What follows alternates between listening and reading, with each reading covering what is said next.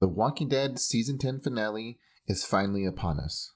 But was it everything that it lived up to what it was supposed to be? Or did waiting so long to watch it take away from the final impression that it should have left? Well, what's up, everybody? Welcome to the Walking Dead universe, and this is a Walking Dead Season 10 finale breakdown. But as we know, The Walking Dead Season 10 has an extra 6 episodes that have been added on to the back end of Season 10, but this is still considered the finale because it's the finale that we were supposed to have. But don't forget, we do get 6 more episodes early on in the year, but let's get into this episode breakdown. So the opening scene is one we have seen many times because it's a preview that we were given a long time ago. It just has Father Gabriel running through the halls of the hospital trying to get things ready, and that's pretty much all it is. We've seen, I believe, the first 2 minutes of the episode was released. Right here we have Daryl looking out through this window that leads to a bottom section of the hospital. Right here is the same thing. We have Eugene, Princess, Yumiko, and King Ezekiel trying to head to meet up with Stephanie. And that's pretty much all they're doing. They're on the bikes that they got from Princess in the last episode. Right here we have Aaron killing walkers, and he's with Alden, and this is where we see the masked character. Right here is just a picture of Maggie looking at the letter that was given to her from Carol. And right here is Beta with his walker horde taking his rage and fury to the survivors. And that was a preview that we've all seen. We've all seen that. If you've seen any of the previews that have been released before this, that was pretty much what we were shown. So right here in the beginning of the episode, we have Eugene, Yumiko, King Ezekiel, and Princess. Eugene must have taken a spill. More than likely, he probably popped a tire, running over something that he shouldn't have, and he's laying here on the ground. He's going through this moment of they're going to be too late, Stephanie is not going to be there, and they should just quit and go back home. But King Ezekiel gives him a talk that he didn't give up on him. They didn't give up on each other before, and they're not going to give up now. That there's people back home that will rely on this connection, and that they pretty much just need to keep moving forward and finish what they started.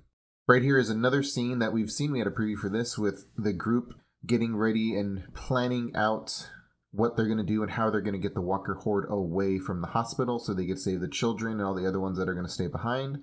Luke has rigged together a sound system that they're going to use to attract the walker horde and get them to go off the end of a cliff and destroy the horde by the walkers falling down all the way down to the bottom of the cliff. Right here, we have Lydia, who is offering her help, but the girls from Oceanside are not willing to have her be part of the group that goes out. Even though she has the most knowledge of the walkers and the whisperers with the walker horde, she is being left behind because they have a different job for her. And we'll get to that later when we get to that scene. Right here we have Luke and Julie putting on the guts that they're going to put on their jackets so they could walk through the horde. Just kind of a throwback to when Rick did this for the first time with Glenn a long time ago. And in this next scene, Daryl has a walker mask and he gives it to Kelly. As of right now, she's really the only one that we see that gets one of these walker whisperer masks to put on their face. I don't know if it has to do with her being deaf and it's just one of those things to help protect her. That's kind of what I'm thinking since she's the only one that gets one, or is it because she picked to go with Daryl and Daryl was the only one who had a whisperer mask on him? So she's able to put this on, which would have been smart for all of them in some ways, but in some ways it wouldn't have, because then they could have been mistaken for a whisperer. Even though they did have backpacks full of equipment, they could have been mistaken for a whisperer, but she was with Daryl, so she was pretty much safe wearing this whisperer mask. In the next scene, we see Daryl and Negan is not putting on the walker guts because he's going to stay behind. Daryl is actually really upset about this because he feels like he needs to be out there putting his life on the line as well. But like Negan stated, that he's a wanted man by the Whisperers. Beta's looking for him. All the others are looking for him as well because he killed Alpha.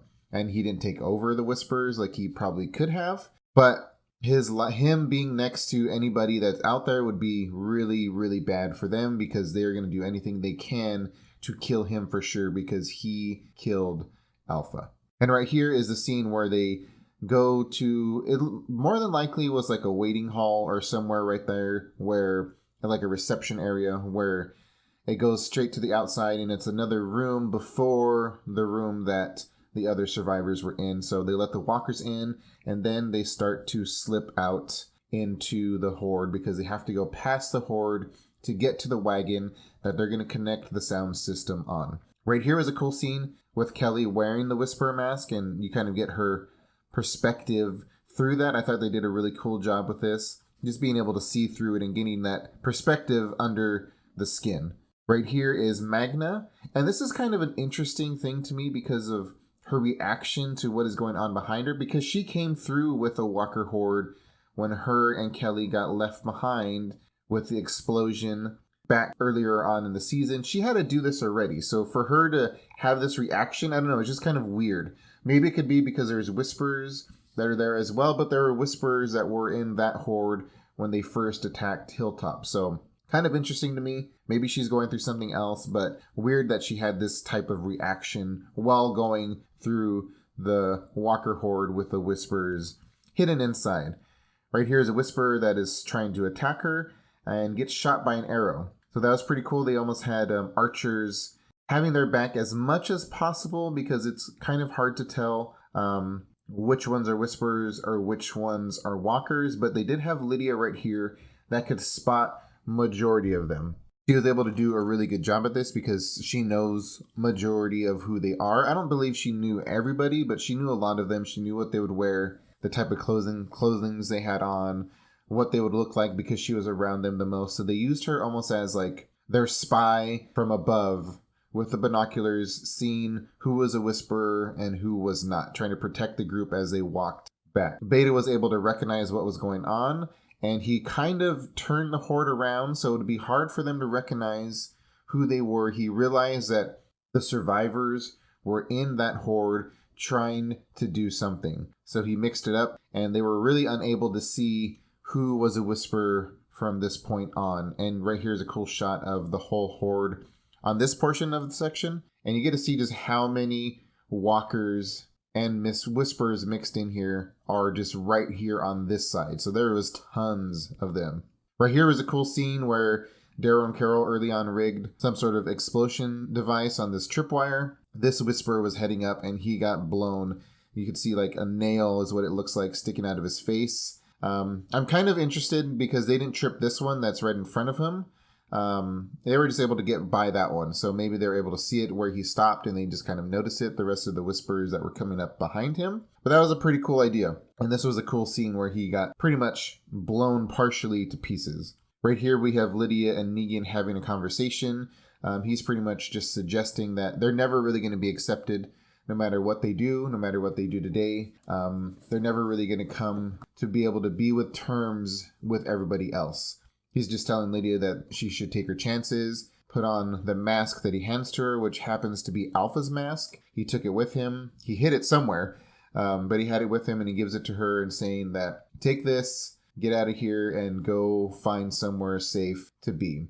And this episode is really a redemptive episode for a lot of characters. There's a lot of things that happen throughout the rest of the episode that brings a lot of redemption, I believe, to their characters personally with decisions that were made. Right here is the group that makes it. We see Luke, Julie, we see Magna and Jerry. They are safe. They made it through, and they're kind of just waiting for the others, and they don't really know who else is going to make it through at this point. Right here, we have Beatrice, and she was with Carol, and a Whisperer was trying to attack them. They stab the Whisperer falls and stabs her in the leg, so she gets taken down, and she has the backpack full of equipment. But as you see here, Carol just kind of is like, okay, I'm going to move on and I think she was just trying to circle around.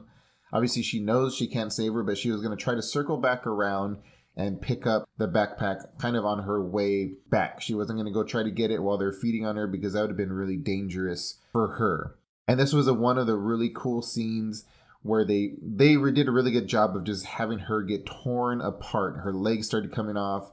They're breaking her ribs, just going to town on her. And right here, you see someone picks up the backpack that Beatrice dropped, and Carol was kind of heading back towards to get. And it happens to be Lydia. Put on the mask, she went down there, and she wanted help. That was the thing that she wanted to do. And it's kind of interesting Beatrice was one of the main ones that didn't want her to be part of the group down there.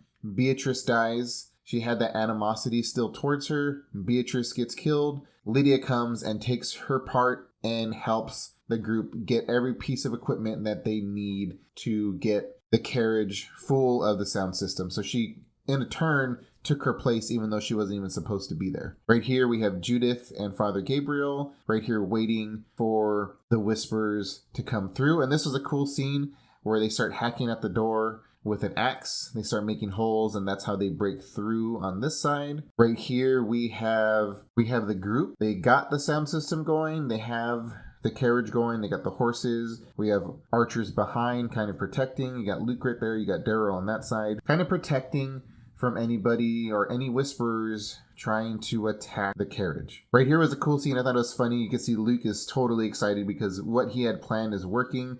Jerry is more on the serious side, but Luke is just super pumped. He's rocking out to the music. That was pretty funny to just throw that in there because I thought it was cool just to see him excited for the plan that he had. And right here is back where we were, where the Whisperers were hacking through that door, and they threw a grenade inside, killed these two characters. I don't know who they were. They were kind of just side characters that were standing there with Father Gabriel. Right here is a night scene where they're still heading back towards the cliff. And right now we have Whisperers, and they're holding walkers, and they're trying to get closer to the carriage to try to shut that music off. Right here, they had a good plan where the Whisperers were able to get on the side of the carriage. They had some sort of metal hook that grabbed onto the wheels and just pulled one of the wheels off. We know these are really old things that they're using as carriages, and it just popped that wheel off, and that was it. The Whisperers were able to jump on top, start smashing the sound system on the carriage, and their plan was pretty much done. Right here we have Judith, and they are going downstairs. They have a rope connected, and they're jumping down this elevator shaft to go whatever is down on that floor. Obviously the first floor, who knows if it's like a waiting room or emergency room section down there, but that's where they were planning on staying just to survive this out, and hopefully the Whisperers weren't able to get and figure out what they were doing down there. Right here is Father Gabriel's stand against the Whisperers that got through. He was able to shoot one, and then that's pretty much it. Don't forget, he does have one eye, so he was taken down pretty easily. The Whisperers were just going to slit his throat or gut him, kind of like his comic book death. I think that's what they were going to go for. They were going to gut him right there. He didn't get that death that I thought would have been cool. It was different. He was going downstairs, kind of like a water tower, and then he gets his leg caught and broken, and then Beta guts him. But to the rescue is the masked character. The masked character is able to save him. He takes them out, and this is when we get to see Maggie. Maggie comes with him up those stairs and just reveals that he's with her. So that's pretty much all we get to know about this character. I kind of figured they weren't going to show who this masked character was. There's no revealing for this person, but it was pretty cool seeing the masked character in action. So from now on, it's just the masked character. Right here is just another scene of them standing. I don't know how this person is wearing this huge jacket. I think it would be like 1,000 degrees in there right now, but who knows? Maybe they're used to wearing that. Right here is where Negan actually went out there as well, and Negan gets attention of Beta, kind of just letting him know that he's there. I was hoping for a good fight, but Beta pretty much just picks up a walker and throws it at him. Negan is able to stab that walker in the head, and Beta gets on top of him and is just going to kill Negan at that point. So not a very good fight between those two, just because Beta was just so overpowering to Negan. I wish Negan would have had Lucille with him at this point. I would have been able to fight Beta with Lucille, but that's not what happened. What we do get is Daryl from behind stabbing Beta pretty much in the eyes. And this next scene was interesting. It was kind of like Beta's hallucination, because we know he was kind of going over the top, and he's hallucinating that he's stabbed. It's almost like he stabbed himself in the eyes. We see a lot of flashbacks at this point. He's kind of just standing there, takes the knives out, and is just holding his hands up, and the walkers are just surrounding him, and Beta gets eaten laughing. So he was at that point where he was just crazy. He was hallucinating that the walkers were talking to him. After Alpha was killed, he went over the top. So He gets killed at this point, and Negan and Daryl are staring at him because his mask gets ripped off. Negan's like kind of almost like weirded out, like not expecting who was under that mask, because we know that Beta was a famous country singer, and Daryl doesn't care who anybody is. He's just like, yeah, he was just another dude. So they kind of move on from that point, but Negan was just like, what in the world? I can't believe that was him. And right here we see the Walker horde heading toward a different direction. I must have missed a screenshot from this one, but what had happened was Lydia had went back and decided that she knew how she could turn the Walker horde around because she's done it a million times. She knew she had to be the one to do it. Her mom, Alpha, was the one that was terrorizing the group, so she felt like it had to be her that was going to get those walkers to go over the edge. She was able to actually do it because she knows how to control the horde. A lot of the Whisperers were killed off at this point already, so she was able to get them. You see her right here leading them towards the end of the cliff, and she felt like it was her duty. So she was going to take one for the team, so to say, and destroy the Walker horde for good. Right here we see Carol, because Carol comes in and says that she will be the one to do it, not her. It's her choice. And she's at the point where she's lost so much. She's lost so many kids that she kind of took under her wing, and she felt like there was really nothing left for her. She gets to the edge. She's looking over, and this is a scene that we saw in one of the trailers. They showed this particular scene, looking over that edge. And right here is just another look of her right at the edge of the cliff, ready to take that dive to save those that she cares about. And Lydia pulls her away. Lydia gets up there, pulls her to the side, and says, no, they don't have to do this, that they don't have to kill themselves. They have this really cool moment where it felt like they both almost did what they needed to do for the groups. Carol, because she did a lot of things to try to get Alpha killed that hurt a lot of people. Some people were killed. Connie is still out there because they haven't seen her. Carol has went through a lot because of Alpha, and she felt like she made some decisions that probably weren't the best. Lydia, on her side, because Alpha was her mother, she was part of the Whisperers. Alpha killed a lot of people. Alpha killed Henry. Alpha killed Tara. Alpha killed Enid. That she felt like she had to do something in order to feel like not redeemed for herself, but like a redemption arc for her character for the group. So maybe they could see her a little differently, that she did something heroic for their group against the group that she used to be part of. And right here was a cool scene where Lydia throws the mask of Alpha down. And this is kind of closing that chapter, so to say, of the Whisper story for Lydia, that she is no longer part of that. Nothing is connected to her, that her mother and Alpha are dead to her, and she throws the mask down the side of the cliff. And I thought it was a pretty cool thing where they just kind of showed it floating down, going and dying, so to speak, with the Walker horde. And right here is where we see Maggie and the masked character Alden. They all kind of come to the meeting place after they were successful. Right here, she is just talking. Erin's coming behind her and just going to meet some of the characters again. You see her right here talking to Judith.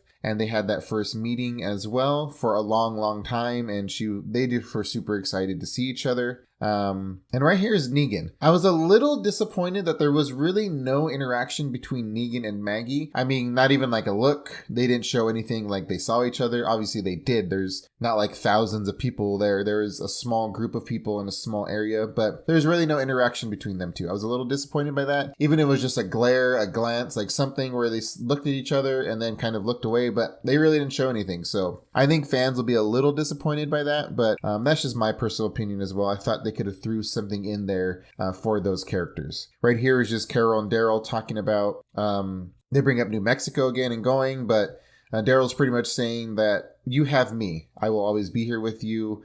I'm always going to be your friend. And Carol's just saying pretty much like they still have some stuff to do. They still need to make sure everybody's safe. And then they're going to go off for their spinoff. So this is kind of the setup for that. So that was kind of pretty cool that they threw that in there. I'm just kind of curious that they kind of always had this plan, because it's not like they went back and reshot things. So they had this kind of planned earlier on, maybe for later, but they're pushing it to now. And right here, we get a shot of Connie. And it was pretty interesting. You were able to see like a hand going. It was almost like she was turning to a walker. We didn't know who she was at first unless you recognized her bracelet. But they show this shot of Connie. Now, we don't know how far back this is, if this is right after the explosion, or we really don't know because she wakes up and it looks like she just got out of the explosion. So it could be a little while back, and she gets saved by Virgil. So to me, the timeline doesn't really add up. It seemed like Virgil was kind of in the place where he was close to where they are now, but this still could be a few weeks back. I'm not quite sure. It was just kind of an interesting connection right here. And that was pretty much it. We know Connie's alive. We know she's going to be with Virgil. So they might have their own little 1 episode with these extra 6 episodes that are coming. So that would be pretty interesting. Who knows how beat up Connie is, how malnourished she is, how long she's been waiting here, but we know she is alive. So we are able to put that behind us. And it's kind of interesting to see her at this point because it's been so long. Right here is just a shot of the group that went to meet Stephanie. They're kind of just waiting around this train yard, and that's pretty much all they're doing. Eugene is just talking about how there's other people out there that they're going to make a connection at some point. Maybe they'll be able to find where Stephanie's group is, but they're going to keep looking for people that are like-minded like them. The lights turn on and the Commonwealth soldiers come out. Now, here's a good close-up of these. I have the next few shots. I thought their suits were interesting. They look like their comic book counterparts, but it seems kind of strange in a way. I was pretty excited to see it, but they almost look like they belong in Star Wars. I didn't know how well their outfits would look on screen, and at this point, they look a little over the top just because you have characters that, they're riding horses, they're pulling carriages, and then you have these spacesuits in a way coming at them. So it's going to be interesting to see how they portray the Commonwealth soldiers in the future, just because their outfits are so different compared to the rest of the communities. But that just shows how much more advanced they are as well. Right here, we just get a shot of Eugene being super scared with his faces are amazing throughout the series. He has some of the best faces of being scared, of being sad. Just super excited for this finale to finally be here. My thoughts on it, I think it felt rushed. I feel like they should have did a full 60 minutes of an episode. Those extra 15 minutes would have been amazing for this. It felt like the fight between Daryl and Beta and Negan was just super short. Like there was really nothing to it. Beta pretty much just threw a walker at Negan and they got stabbed from behind. I think they needed to do those characters a lot more justice in that area. It felt like the whole scenes are rushed. Them going through the horde was rushed. There really wasn't a lot of deaths, which is fine. They had a good plan. They're able to execute it, but it felt like this episode really needed an extra 15 more minutes. But let me know what you guys thought about this episode. If you made it to the end of this, thank you. I appreciate you guys watching my videos. I appreciate each and every one of you that are part of this community. Please give it a thumbs up if you enjoyed this episode breakdown. And don't forget, my live streams will be on Wednesday. I'm going to repeat this throughout the next couple videos. My live streams will be on Wednesday because I want to avoid every inch or spot of spoilers for all of you guys. I will be doing my full breakdown for The Walking Dead World Beyond, and I am super excited to do that because I was pumped for that episode and I thought it was actually really good. It was a pilot episode, don't forget, so it was a little slow, but that video will be coming out very, very soon within the next 1 or 2 days, and then we will be back on track making videos throughout the week and doing our live stream. So thank you guys for watching. If you haven't subscribed, please hit that subscribe button and notification bell as well so you'll be notified every time I post a new video. And I'll talk to you guys all in that next video.